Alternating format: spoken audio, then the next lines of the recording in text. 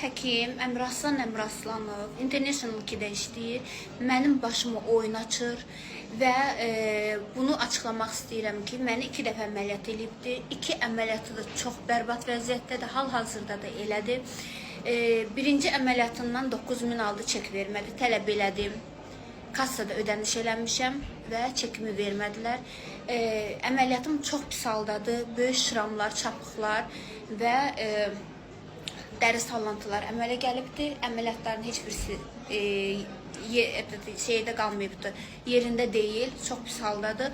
Və ikinci əməliyyatından saldı. Mənə dedi ki, heç yanında paylaşım eləmə, mən sənin əməliyyatını düzəldəcəm. İkinci dəfə əməliyyat elədi məni, 5000-də ikinci əməliyyatından aldı. O əməliyyatda da bədənim çiklənmə oldu, çox pis hala saldı. Yəni elə bir vəziyyətdədir ki, biabırçı haldadır, göstəriləsi yerlər deyil, bütün bədən şəkilləndirmə eləmişəm, bütün bədən şəkilləndirmə və nəticəsi dəhşət dərəcədə pis gündədir. Və mən bundan pulumu tələb elədim, 14000 manat pul ödəmişəm 2 əməliyyatımı bir yerdə və çek verməyiblər, bunlar vergidən yayınırlar. Pulumu tələb elədiyim halda bu insan götürdü mənim əməliyyatdan öncə çəkilən geyimsiz şəklimi, həkimdir, bütün həkimlər əməliyyatdan öncə do iposi şəklini çəkir və bu şəkli götürdü, paylaşdı sosial şəbəkədə. Paylaşdı, üzü açıq şəkildə geyimsiz. Hansı xanımı geyimsiz paylaşmaq olar?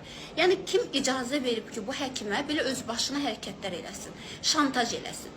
Açıqlama olaraq da dedi ki, o məndən pul tələb elədi, mənim haqqımda danışdı deyə mən onu paylaşım eləmişəm. Mənim haqqımda heç yanında danışması, mən onu paylaşmayayım. Belə şantajla məşğuldur bu insan. Və mən bundan tələbim odur ki, bu insandan, bu qəssab həkimdən mənim pulumu versin. 14000 manat az pul deyil, yerdən yığılmır o pul. Sənin üçün yəni bir əməliyyatın puludursa, mənim üçün o illərin əziyyətin puludur.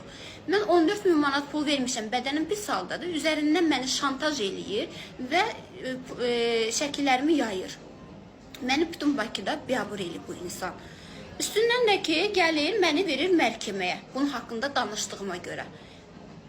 Deyirləri, oğru necə bağırırsa, doğrunun bağrı yarıldı. Bax, həmən hərəkətlər eləyir. Bu deyir ki, get kimə şikayət etsən, elə mən heç kimdən qorxmuram, nə polisdən qorxuram, nə qanundan qorxuram. Mən bu Bakıda mənəm də, məndən başqası yoxdur. Yəni, bu nə öz başınalıqdır. Saxta sertifikatla işləyir, yəni qanunsuz şəkildə işləyir, çek vermir. Ödəniş vergidən yayınır, bədəni pis hala salır. Mənim qədər nə qədər xanımlar var ki, mesajlar yazıblar ki, bizi də o vəziyyətə salıbdır. Yəni, bu qədər hərəkətlər eləyir, öz başına da işləyir. Yəni, bu insana xahiş edirəm, bu videomu paylaşılsın və bu insan haqqında tədbir görülsün. Mənim pulumu geri qaytarsın, mənə şəkilimə görə cavab versin qanun qarşısında. Yəni, bu Azərbaycanda bu qədər özbaşınalıq olar. Mən tələb elədiyim odur ki, haqsızlıq elədiyi yerdə bu dəqiqə at oynadır. Gündə 5 dənə, 10 dənə əməliyyat eləyir. Dünya vecinə deyil. Xanımları da mən kimdə nə qədər insanlardan zəng eləyirlər, eşidirəm ki, bizi də deyir, o formada şantaj eləyir pulumuzu istədiyimiz halda. Sən mənim bədənimi normal əməliyyat eləyərdin, bədən şəkilləndirməmi və sənin pul tələb eləməzsin. Mən 14000 verməliyəm ki, mənim bu dəqiqə hal-hazırda yararsız haldadır bədənim. Bu nə öz başınalıqdır. Durub verir hələ mənim məhkəməyə. Xahiş edirəm, Əmraslanın kimi şikayətçidirsə, Əmraslanın kimi bərbad günə qoyubsa, hər kəs videonun altında rəylərinizi yazın ki, hər kəs qalxsın ayağa ki, yəni bu nə haldır, bu nə vəziyyətdir, bu nə öz başınalıqdır. Hələ kimsə hansı bir xanımı şantaj eləmək nə deməkdir?